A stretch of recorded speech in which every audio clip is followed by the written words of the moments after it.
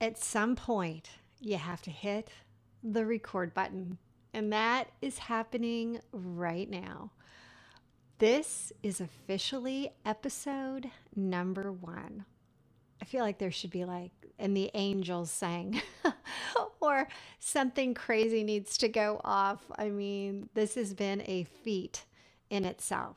We have officially been able to launch this podcast, the Silver Lined ReLaunch, in less than 30 days. Now, that does not mean that I've only been thinking about this for 30 days. Oh no. I have been thinking about this for a year and a half, maybe even 2 years, that it is the time to actually do this. And why is it the time to do this? Well, it started about probably now 3.5 weeks ago. During the crisis, I came down with the symptoms and I actually lost my voice. And I didn't have a voice for 3 days. And I thought, what am I doing? There's always going to be another setback, another transition, another fill in the blank. But when am I actually going to do what I know is deep within me that needs to come out? And that is this, this podcast. So, yes, I tested positive for the virus and I was number 40 in San Francisco to get it. So I was on the early side. And I realized then and there that we all have things that we're going through. And let me tell you, this too will pass, but there'll be something else. There's going to be something else on the other side, I should say, or the next turn. And I want to take you to Actually, I want to take you to the Oakland airport, a very sexy place. No, it was probably about 3 years ago. And my brother and I, Greg, we were traveling down to see my mom, and we were going through the TSA, pre-check area, and we had the line, and we were putting our stuff in, and we were only going to be down visiting my mom a couple days in Newport Beach. And so I didn't have much. I just had a carry-on. So it goes through, and then I go into that machine where they X-ray your body, and I come out and they do it, and I have I'm all good, and I go to pick up my bag, and they say, "Okay, I'm sorry, you need to step over there. Do you have liquid in your bag?" And I can see my brother's eyes like just looking at me like, "Are you an idiot? How many times have you flown? You're not one of those type of people." And so I said, "No, I don't. I know I don't have any liquid." And so the guy, looks at me again, "Is there liquid?" And I'm like, "I don't have any liquid." So he said, "I'm going to have to open up the bag." So I said, "Fine, open up the bag." But of course, my bag is like bulging with stuff because even though I'm only going for 2 days, I am one of those that I don't like to get somewhere and not have something that I might need. Like, I might need to go out and wear heels, or I might be going to the beach and I need my flip flops, or I might be going running, or I might be going, on a hike. So I bring a lot. All right. You will never know me to not have something for an activity. Okay. I digress. So here we go. So he is looking through my bag and he says, "We know there's water." And I'm saying there's no water. I packed this morning. There's no water. So he calls in one of his associates, and the guy starts to rummage through my bag, and my undies are flying out, and I mean just everything. And they're looking, and they're like, "We don't see anything. And where's the water? Where's the liquid?" And I just said, "I don't have any." And so they call in. Now we've got three guys going through my little carry-on bag, but my stuff is everywhere. And then all of a sudden I realize what is the cause of all of this. And out like kind of rolls something called a water bra.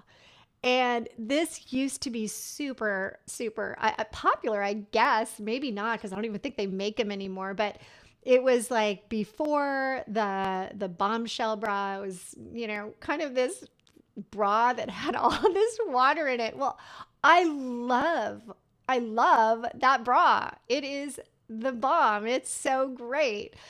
Um, you know.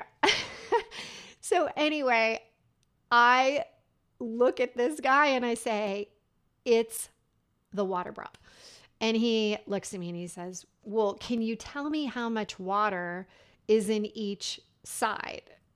And I'm mortified. I can tell my brother is just, his eyes are like piercing through me right now. And he's listening. And so I look over and yeah, he's dying. He's just like, I can't even believe what's happening. So they finally bring a woman over and I explain that it's a water bra and no, I don't know how much water is in each side, but it's a great bra.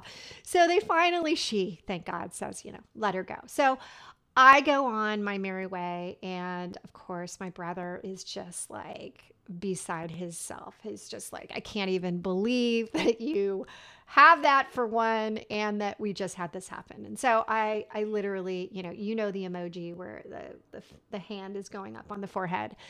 Yeah. Okay. So the point that I'm telling you this story about my water bra, the point is that we all have stuff in our bag that sometimes we don't acknowledge the fact that it's there. And even when people are talking to us about certain things, we can put up blinders, we can put up the walls, we can, say that, have our own concoction of stories that say there's a reason for that. There's that this happened and someone did that to us, and the blame of somebody else. But here's the thing. We all have our stuff. We all have problems that we have to overcome. It's called life. But here is the key.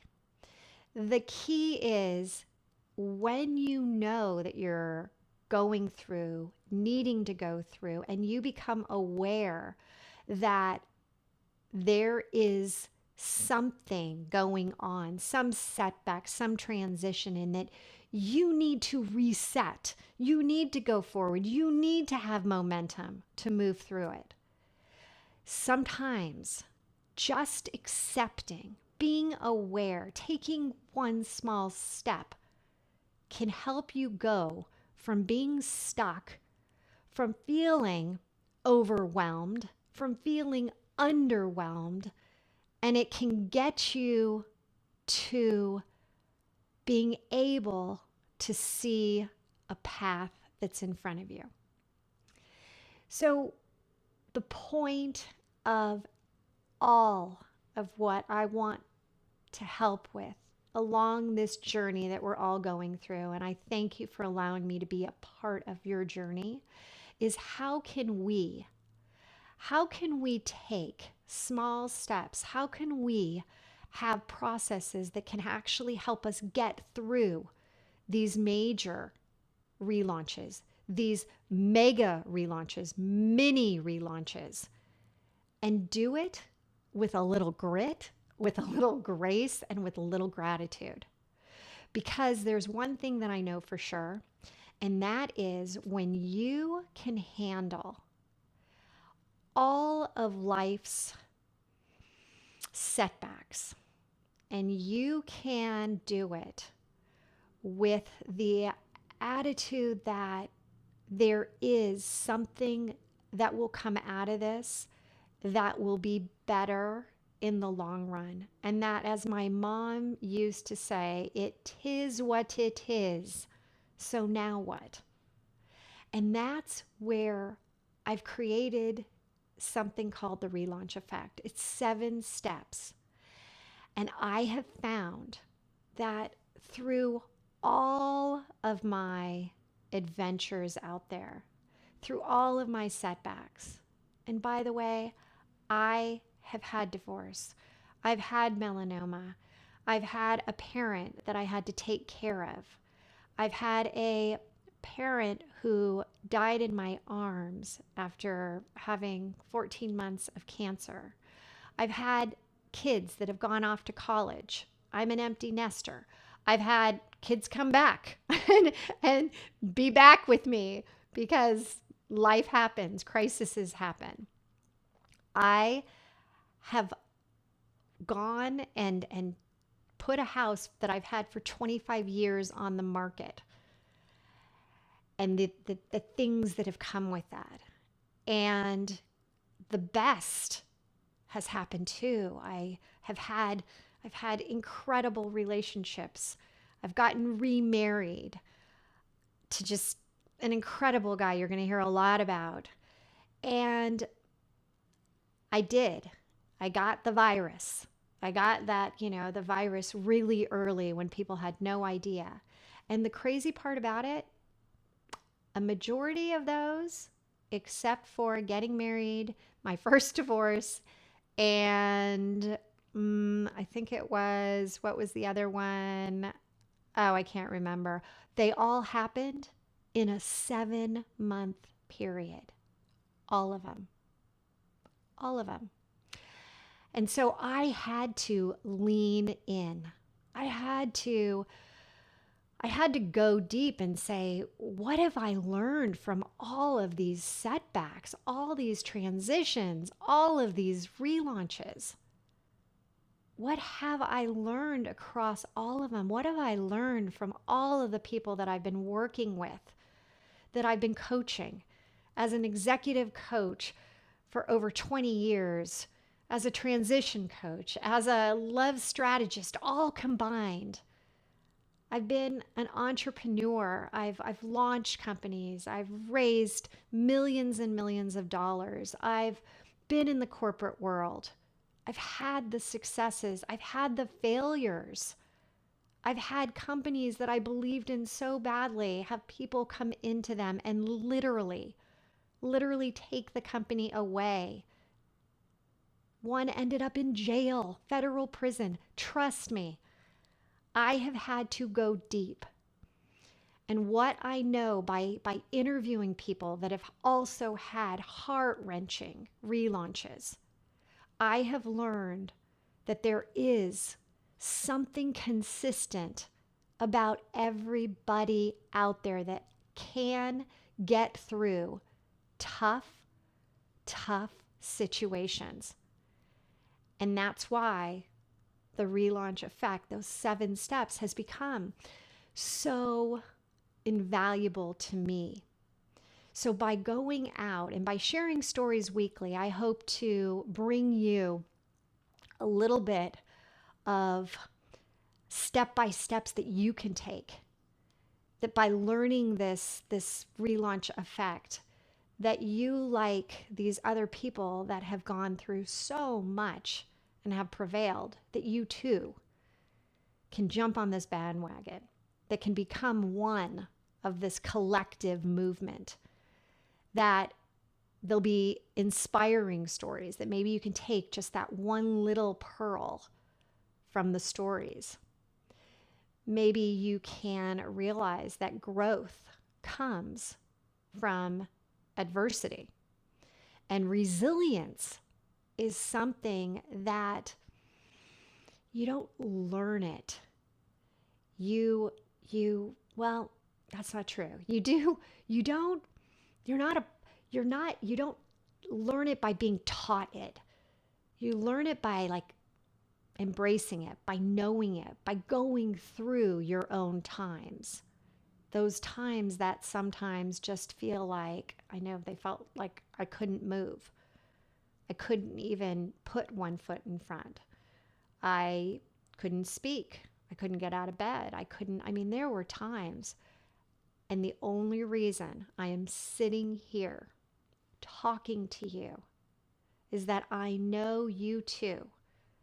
If you can hear, if you can imagine a life where you not only like where you are, but you love where you are. These people that are trying to get you to love your life, love your relationships, love your career, love, love, love, love, love. For so many of us, we can't get there until we like. Let's start with like. Let's just begin there. That's what we're going to do in this podcast. And we are going to find silver linings that absolutely give us the wisdom, give us the clarity, give us the ability to move forward and be able to tackle on whatever's going to come our way. Because we know that we are strong. We know that we have the ability to really face anything, to move through anything. So I want to go back to that story I was telling you about. Well, now I'm leaving the Orange County airport, flying back to Oakland. And I am smart this time. You know, what is the body made of? 78% water, 73%, one of those. Anyway, I know that if I wear the water bra, that then I think I'm going to be okay. All right. So I put it on. I go through that machine again where my arms are up in the air and my legs are spread. And I come out, and of course my brother has gone before me and he's looking at me. He knows that I've got this, water bra on. And all of a sudden the person says, "I'm sorry, ma'am, but we're going to have to do a full scan on you." I'm like, "What the heck?" And he said, "Well," and I said, "Well, it's probably the water bra." And he says, No. It's not up there. It's lower." I'm like, "What is happening to me?" Of course, my brother's looking, and the guy says, "Look on the screen." And there on the screen, I am not kidding, there is this V across my midsection, and it is lit up. Totally lit up. So imagine like a bikini, but lit up in that V shape. And he says, "Are you carrying something down there?" And of course, my brother again he's actually just dying. He's like, "Oh my gosh," he's laughing hysterically. And then it clicks. I realize the problem is I have these little teeny metal studded underwear from Victoria's Secret on. And they are in a shape of a V, and they cover that whole front section. They're very cute. They're just little teeny embellishments. Now that's funny. And so I'm sitting there, I am laughing, and I'm like, "Oh no, those are my metal studded underwear." And of course he finally he starts laughing. I'm laughing. I get past, and my brother says, "Seriously, really?" And that's, I guess, what we all need to do. We all need to laugh about these experiences that we have had, that we will continue have. And so I am excited to take you on this journey with me, with the people I'm going to be interviewing. And I know that through this, you and I are going to have an amazing relationship. And I can't wait. And I can't wait to get started relaunching you.